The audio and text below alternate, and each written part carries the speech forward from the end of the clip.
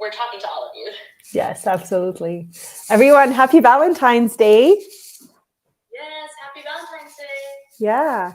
So I am Kinia. I'm CEO of Pros&Babes, and I help engineers, creators, and leaders create a more family and mother-friendly infrastructure for generations to come, starting with our inside.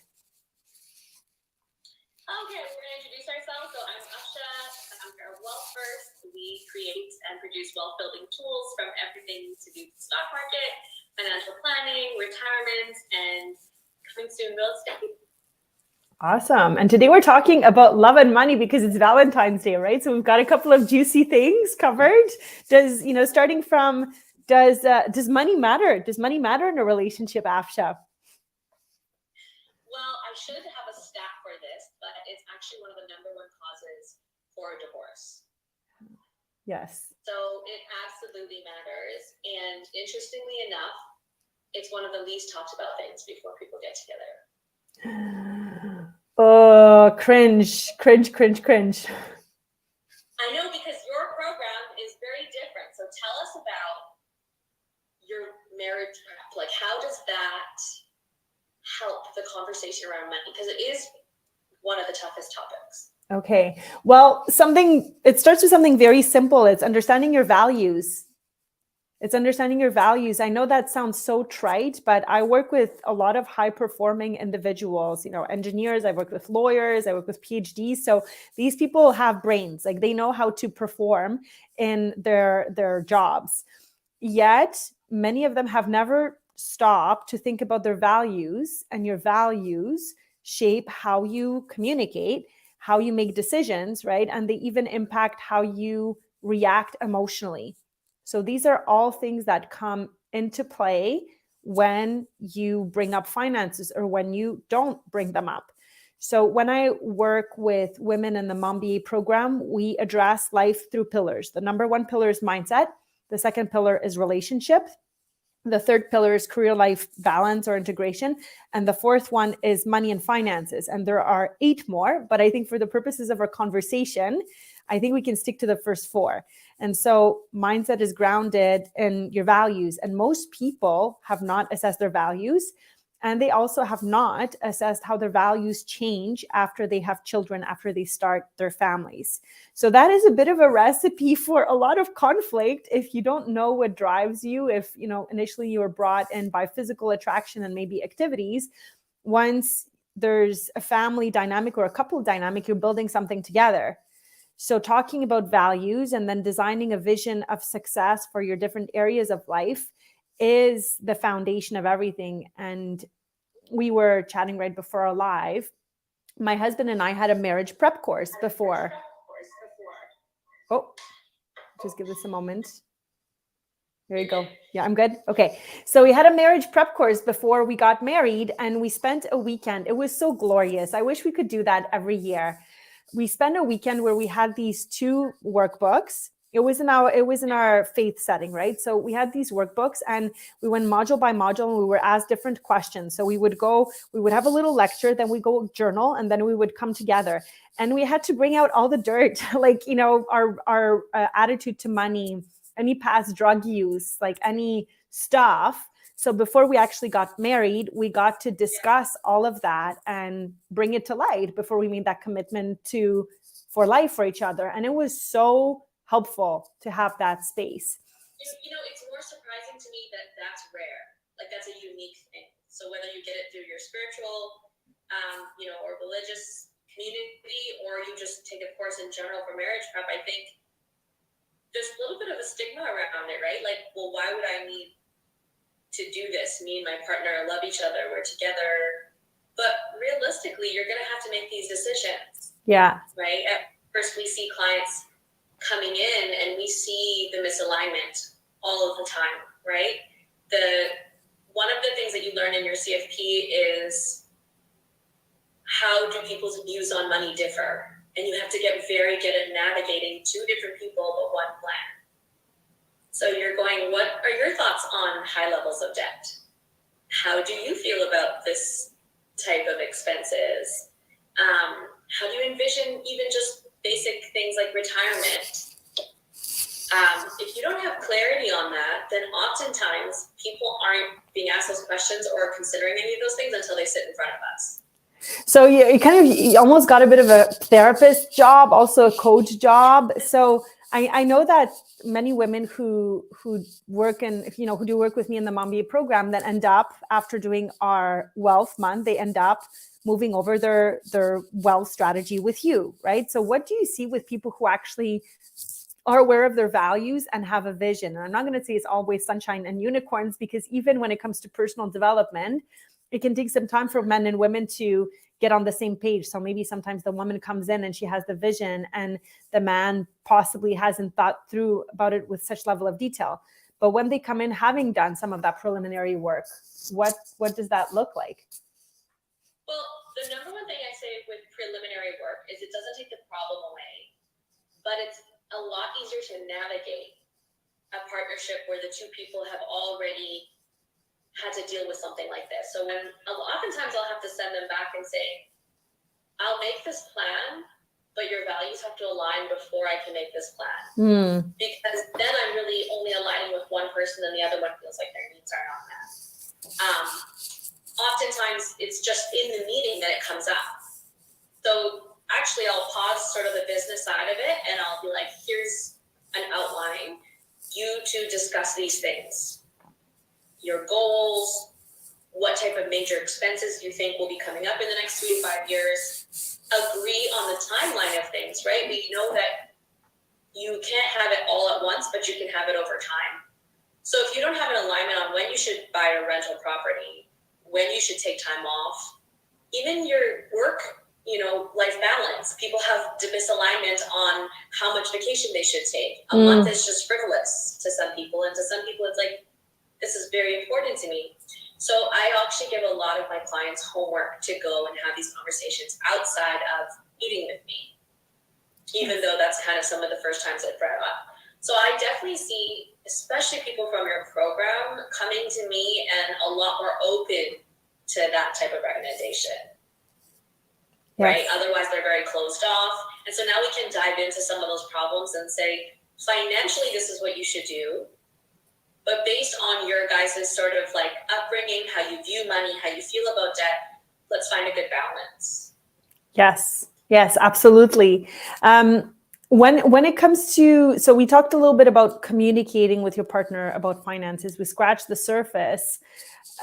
Do you think money matters in a relationship? I mean, I probably have a bias. This is my job. But I think money is so crucial in a relationship. The reason I can confidently say that is through the work I do day in and day out, right? But people's money translates to so many other things in our life. Yes. Time off, quality time with our family. It's like related to our sense of accomplishment. If you're getting raises, you're doing well at work, you feel good. So there's so much that money is tied to that brings us fulfillment and makes us complete. And so in a relationship, when you're in alignment with your money and your finances, it also usually displays in other areas in your life that you're in alignment with your goals and your future plan. Yes. So I like to use myself as a guinea pig. I talk with my clients. My husband and I sometimes go live together and we talk about our relationship. So it's been such a journey for us, and for those who are watching. I mean, I think I've probably mentioned this a couple of times, but I do work with Afsha, and I consider sometimes my life as a business owner being in a quote unquote boxing ring. And so I've built this support network around me, including you, Afsha, including my lawyer, including other mentors and people I look up to. And so I can, whenever I have challenges, I always have somebody to bounce off of, or like a coach in a corner that will wipe the blood off my face. Wow, that sounds really brutal, but that's kind of how the first years of business feel like in a way, right? So much about what it feels like for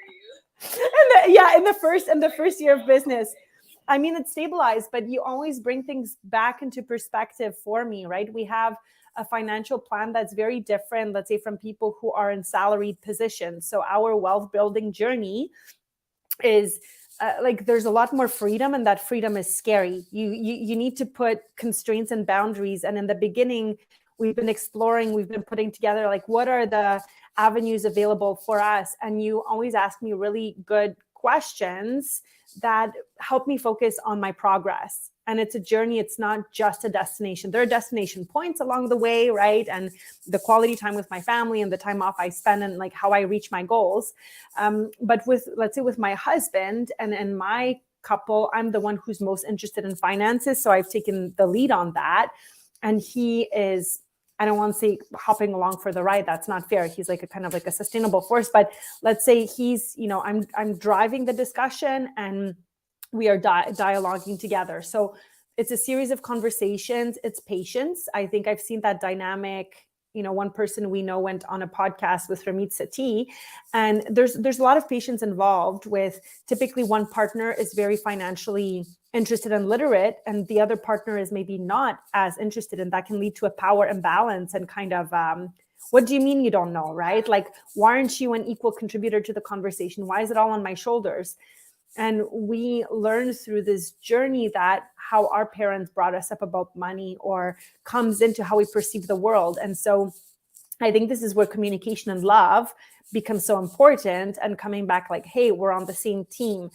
What matters to you? What are your values? What matters to me? And so for us, it's been a multiple year journey to get more comfortable with the idea of finance and in terms of salary, finance as a business owner, like the different trade-offs, right? Taxes versus time off versus like, how do we bring it all together? And I think this year I'm starting to feel this more beautiful flow of confidence and kind of, okay, like the plan is really coming to life. There are times where I was a bit impatient because I saw other people who have more straightforward plans. I'm like, I want to be there. But you always brought me back to, look, this is the bird's eye view. This is what I see. One step at a time. This is what we're going to do. Here's a rule of thumb.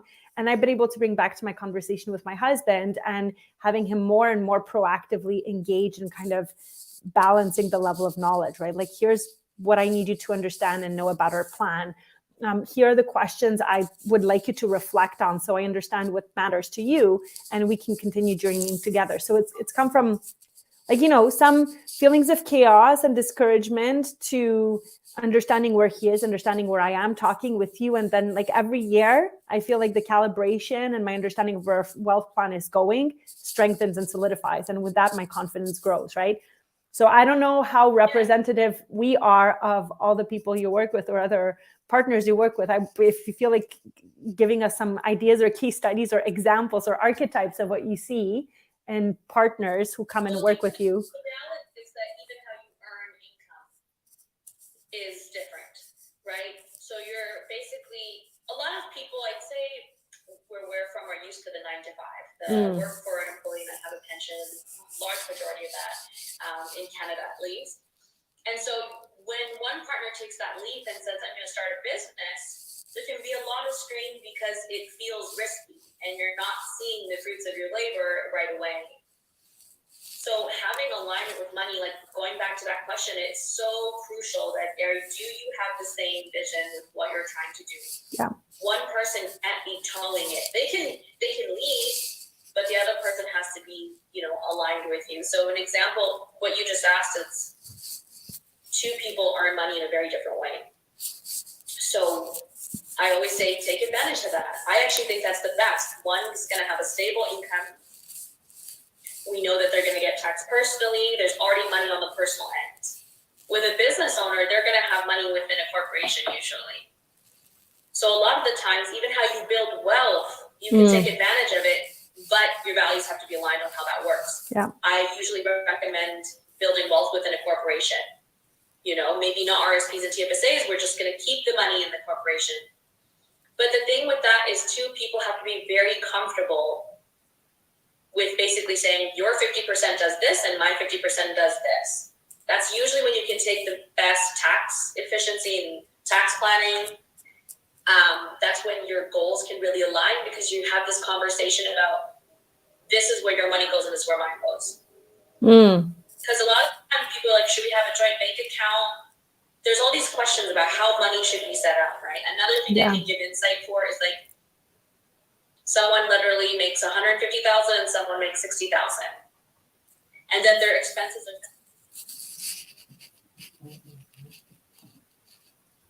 Oh, can you hear me? Yes, sorry, I'm here. but I'm here. Okay, I'm back. no problem. One of the first things I say to a couple is that you're in a partnership, and so it should be a ratio, right? Splitting your finances should be something that's applicable to the amount of income you earn. It wouldn't be fair to do 50-50 because 50-50 for one partner would be 70% of their paycheck. And for another partner, it's only a small amount. So those are conversations you have to have because, you hear a lot about it on a first date, who should pay. We're living in 2023, so we should split 50-50 the bill. But, that's how it starts. But, how do you end up doing it in a partnership where now you have shared expenses for a home, but your goals are different, and you don't want to give up the things that were important to you prior to being in a partnership either. Yeah. So having alignment with how you split your main expenses and then have dependence on how you choose to spend your miscellaneous money, I think is the key to having some sort of harmony when it comes to love and money. That is so interesting. I would say overall that I'm happy with the dynamic I have in my own marriage about when it comes to money. I feel good overall, and I feel lucky that my partner overall trusts me to take the lead on this. I do. It brings some peace and harmony, right? The danger can be, as you said, that one person toes things, and I think a lot of women like me in relationships can feel like that if they're in charge of the finances. But I feel luckily that I don't have conflict in my marriage when it comes to money. I think fundamentally we're aligned in terms of what matters, the time off we want to take, the experience we want to have with our families and our children. And so that, going back to the values, I think there's also cultural pieces in my marriage. So we both come from Poland, and you and I have discussed this. In Poland, there was a communist regime, right? So that was imposed. So there was no private property, was not a thing. Having a business was not a thing. It was the mindset about money was completely different from what most people would know in capitalism. And there's just like you would get coupons for your food and things, and there would be super long lineups. So that was in the 80s, and I mean in the 90s that collapsed, and then Poland transitioned to a capitalist economy. So we both have that same cultural point of reference, and we understand that we're both history buffs, and so it was a little bit simpler for us to we came as very similar people culturally. So I don't know if you observe differences or different dynamics in people who come from very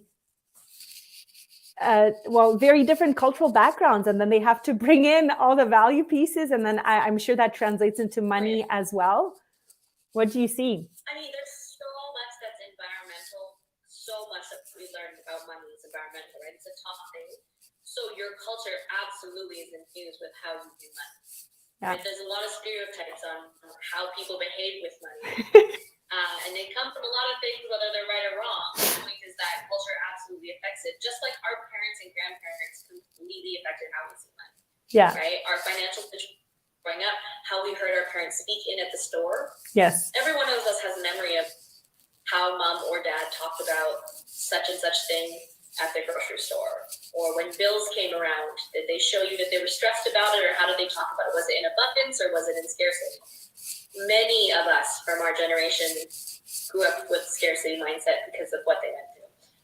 And then, like you said, the cultural background, absolutely, right? For a lot of immigrants, which is a lot of our parents, we might be first gen, they came here saying, we got to make it in this country. We got to do everything by the book, and we need to play it safe. We have to secure our place here. This is not home. Yes. So imagine, you and I going we're going to go and start our own company. That's such a twist to what is safe and considered okay. So yes, cultural context is very important. Then you're bringing your baggage, they're bringing their baggage, and you're coming into a relationship and saying, all right, how do we figure this out? So communicating about finances is so important. And it absolutely will add to like the fulfillment you feel in your relationship. Yes, absolutely. So for people who are just starting off on that journey of talking about money, I don't know, maybe they're not married yet and they're considering it. Do you have a lot of people who come to you before they're married, or do you typically see people after marriage? No, I see a lot of partnerships.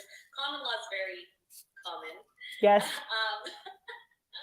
So you'll see people who they'll keep their accounts separate, but they want to build their planning together, right? Because oftentimes, as soon as you're doing things together, like big things like you're purchasing a car because both of you are going to use it, you're living together is a big one, but even something as simple as planning for a vacation. Yes. Or going from rent to buying a home, because you start to calculate this much money is going to rent. We kind of want to purchase the home. A lot of those things can happen before marriage. Yeah. For couples now. Yeah. So I really spend a lot of my meeting understanding the couple's dynamic, because some people come in with common goals, but all of their money is completely separate. Mm-hmm. So you kind of really just balance and understand, like, okay, that's fine. We're going to make sure your plan also aligns with that. Right. Some people are like, I don't care which account you put it in, just make sure that you're making us the most money. Yes. Right? And it's not always based on whether they're married or not. It's how connected they are and how much they trust each other. Yeah, absolutely. So there's that question of how we should split our finances. You touched upon that briefly a bit earlier when you said, well, you have to get on this, you have to have an agreement on how you go about the fundamentals, right? So the car, the house, the food, living expenses, and then how you handle the miscellaneous. So what are your, I know what I do in my household. Do I share publicly? Why not? Like, there's so much, I think our generation is so much more comfortable about talking about these things. We have this willingness and thirst to learn, and so transparency. So I will say in our household, everything is joint, and the benefits of that for me is like, you have a much clearer picture of cash flow, right? And you can get a sense of where the money's coming together.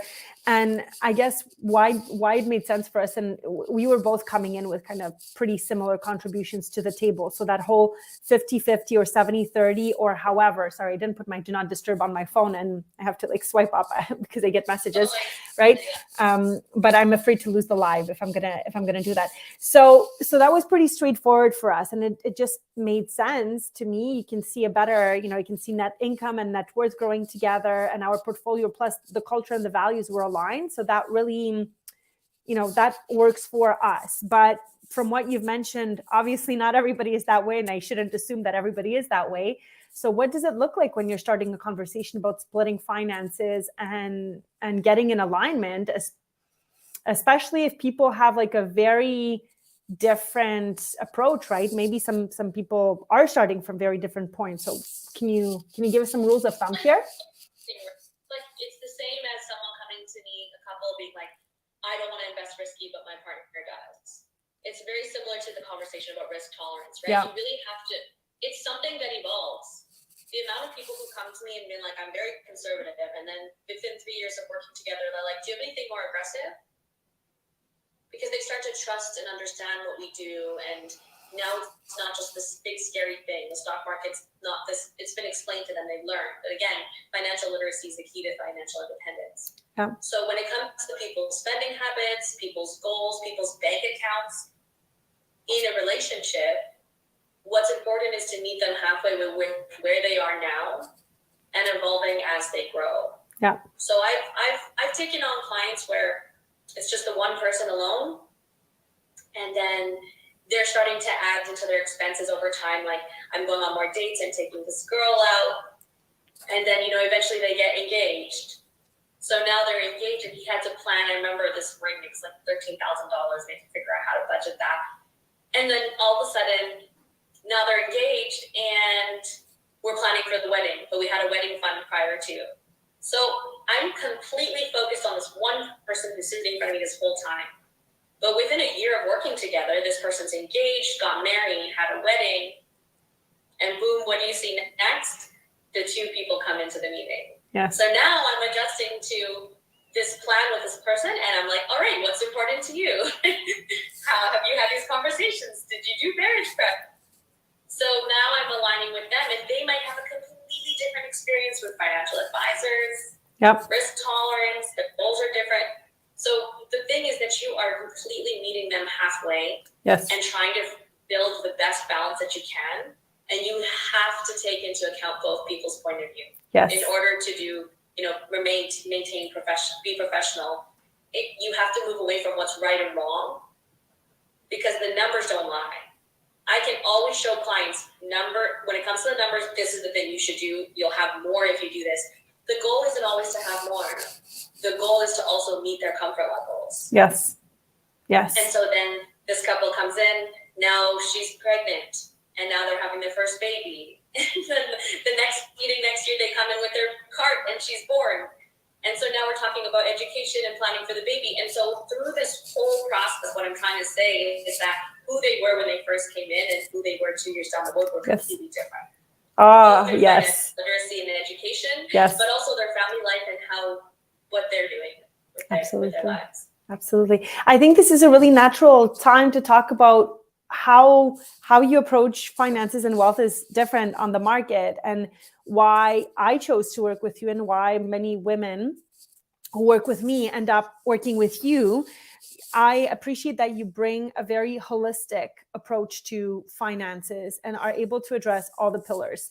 Before I met you, I had spoken to different professionals in the industry, but there was always a piece missing. Like they knew, I don't know, they could give me advice about my pension buyback when I took maternity leave, but they couldn't give me investment advice, right? And so I felt like my wealth plan was and I was really good at it and proactive. I had my templates, I had my documents, I had my portfolios, I was educated about it, but I felt really frustrated that I didn't have somebody by my side to bring all the pieces together. And then you came along, right? You came along and I think I cried. I'm like, oh my God, where have you been all my life? And I was so happy so what we did, for those of you who are curious and watching, when I started off my journey, I mean, I've worked both in media, I've worked in the, done independent consulting, and then I worked in the public sector for some time when I had my first baby. So I had a public sector pension. I had portfolios from previous pensions from Quebec, which has a different pension regime, right, too. So that we're factoring that in. And so when I came in to work with you, I think maybe I already had my second baby. I'm not sure, but somewhere around that childbearing years, right? And we ended up, when I opened my business, we ended up transferring my pension to being managed privately instead of in the public pension system. And we kind of started bringing all the pieces together and consolidating all the investments that were like in this account and that account and bringing it under one portfolio. What other types of trajectories do you see with people who come in and were looking for something holistic, but felt maybe things were disparate? Is that pretty typical when people come to you? Well, that's exactly the way that you just described. It's that you can spend the whole meeting talking about accounts and where they should be sitting and how they should be invested and all that, but you're missing a very important piece of understanding the client that's in front of you. Yes. Right? And we have it under management branch where we bring in clients' money and we tell them how to invest it. But it's not until we do the retirement estate analysis where we're sitting with the clients week after week, understanding their goals and their needs and playing around with different scenarios and saying, what's important to you, that we really get to know the client. Yeah. Such a holistic view of everything. Like, you can show them how to invest and make money. I can tell someone that they have $3 million and I'm realizing it means nothing. I had a client the other day say, you could tell me that I have this much money, I still feel like I have $10,000. So you really have to do the work with connecting with people and getting them to actually have alignment with their finances and understanding what this plan is doing for them. Because otherwise they're just contributing every month because they're supposed to. Yeah. People don't know how to spend their money. It's true. We're taught how to save. We're not taught how to spend. And so that holistic view encompasses all of those conversations. What are your fears around money? I mean, we do that in our work with you and your group of the women, and think about the amount of vulnerable shares there are about people's fear with money. Yeah. There's people with $10 million that will tell you that they still stress about money. Yes. So when you add that, incorporate it into your meetings, you can really help a client grow. So much of my job is not just giving you strategy, but helping you evolve with how you see money so that you can truly use it for what it's meant to. Yeah. It's meant to help explore. It's meant to give you freedom. It's meant to give you comfort. Yeah, absolutely. Absolutely. So to give a couple of examples and some things that I'm really proud of, you and I talked about ever since my father passed away, I think I've become extremely focused on not just spending money until I retire at 65 or 60 or however. I want to live a good life with my kids now. And so last year I took 2 months away by the sea with my kids. I'm like, that is so cool. I'm very proud of that. And the quality time we spent together, and it took some planning, but I remember the distinct moment driving with my husband. It was like a cold day, snow on the Henday coming back from Sherwood Park to Edmonton. And I was thinking, like, the idea of hitting $1 million in sales as my business means nothing to me. Like, it's not exciting. I need to come up with something concrete that would make me feel like I am rewarding myself for the hard work I've put in as a business owner. So I came up with, I wanted to be able to take a month off in the summer. And we did. And it took some planning. It took us some time to decide how, where we would go and who would come along, but we did. And I'm really proud of that. I didn't have to wait until retirement to do it. And the thing, that's exactly what I was going to say. Imagine, that might not seem like a big thing, but do you know how many people will live 2 decades of their life before they take that 1 month and enjoy their life? The part of so much of the work we do is, like, why would you create a financial projection for someone, right? They say, like, why plan anything? We don't know what's going to happen. Well, because it's going to allow you to take those steps. How would you have the confidence to know that I can take a month off? Right? So many people are stuck in that mentality that you have to work. That's just what you do. And you have to save to be able to do things. Right? There's so many clients that I meet where they're like, well, we can't do that. That's frivolous. I'm like, or that's expensive. I'm like, ooh, define expensive. Because judging on the zeros that I see in your portfolio, you could do this 5 times and not feel it and still be fine based on what you need, right? And so what I want to acknowledge about you is that you're doing this in the years that most people would be like, no, I have to work and I can only, this is my life now, and my kids have to get older. And when they're older, then I'll go. Or when I retire, then I'll go. Even people before they're married, they'll be like, when I get married, then I'll go. So it's like you push off these dreams, A, because you don't think you deserve it, or B, you don't think you can afford it. And that's the value of creating a plan, and you get so much of your life back. You're buying your time back, and that's what you did by taking that month, right? It's true. And it's going to become a little bit more of a habit. I mean, I have no qualms about taking that extra time off, and neither does our husband. Especially, so we're in our parenting and family life month in the Mom BA program, and I'm always surprised how much comes up. So much comes up of how we were parented. So we learn about how we were taught or not taught about our emotions. Most people from our generation, our parents did not teach us how to navigate emotions and when they show up. And emotions show up a lot with money, right? Like, that's one of the big things.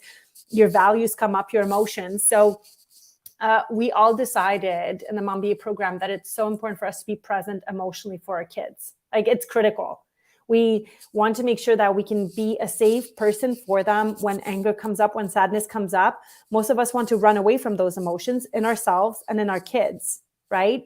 And so this is a collective commitment we made, that we want to, not only, it's going to sound like woo-woo for many people, but doesn't matter, meet our inner child. What does that mean? Actually, when you become angry or sad, many people just got sent to their rooms. Like, I don't want to hear you cry. Don't get angry. Be happy, right? So if you have not been taught to wrestle with your emotions, that's going to come up in your money.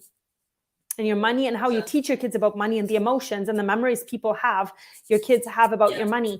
So this is a commitment we're making as mothers who, all of us have good careers and good incomes.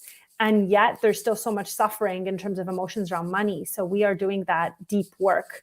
We're talking about love and money today. Yes. And how would you say in your program you teach, because it's so crucial, we talked about how we learn from our parents. Well, what if our kids and the next generation? How do you help moms, bring up the conversation of money? Or, like, how do you recommend, like, what part of your program addresses, like, not just teaching your kids about money, but how you speak around money? Yes. Right? Because we talk about love and money, and it's just as important that involves your kids and how you raise them, because we keep talking about how so much of our scarcity and our mindset and everything came from our parents. Maybe you could share a little bit about how you guys approach that in your program. Yeah, well, this part will make you laugh. So we do these 25-year visions, and then there's this, my net worth is. So the first step was actually getting people to write down that number. When I started doing this work about 2.5, 3 years ago, many women would leave this part of the form blank. Like, there's this accountability form we have, and that says, I have written how much money I want in a bank account.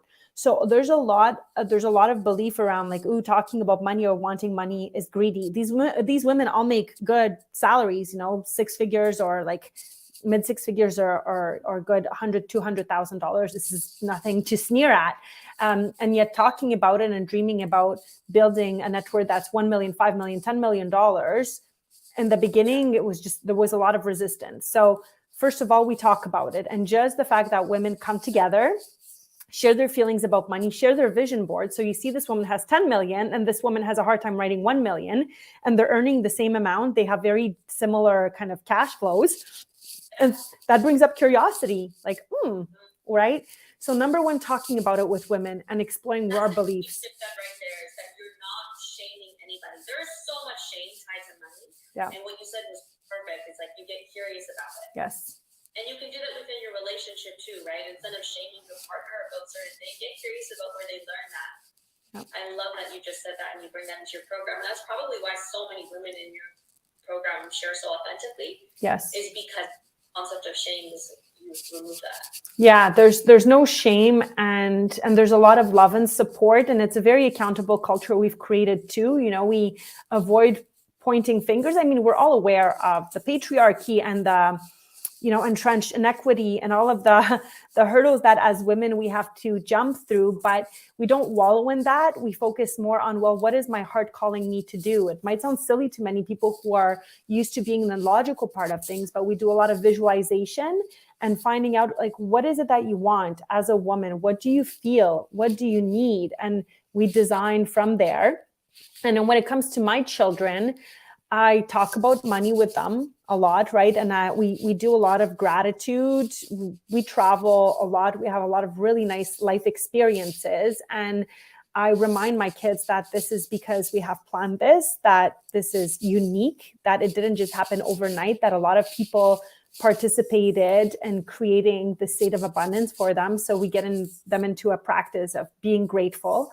I talk to them about entrepreneurship. And how I would like to teach them entrepreneurial skills. So you say, when you're a business owner one day, right? And just plant that seed that that's a possibility, whether they become business owners or not. I want to have that as a palette of options for them. And I talk with my kids, well, what kind of business could you have? And what could we do? How could you help your neighbors and be of service? They touch money, they're excited about money, and there's not a taboo as if money is greedy, but there's also money doesn't just appear. You have to bring value to the world, right? And how are you going to do that? So just getting them excited and feeling and noticing the abundance. Yes. About a situation and how they can come provide value. Yes. And that's the thing, right? When you provide value, money comes. Yes. So I really love that you're removing some of the shame around money, that it's not greedy. Like, where did we get this idea that wanting more money is greedy? Like, it's like we know that we all want a better quality of life. We all admire people who've made it and have done really well. So where did this greed come from? Wow, that's a very loaded question. Next topic. But let's wrap up with one question. So Kinia, income levels, do you think they matter? That's another loaded question, Afsha. I would say yes and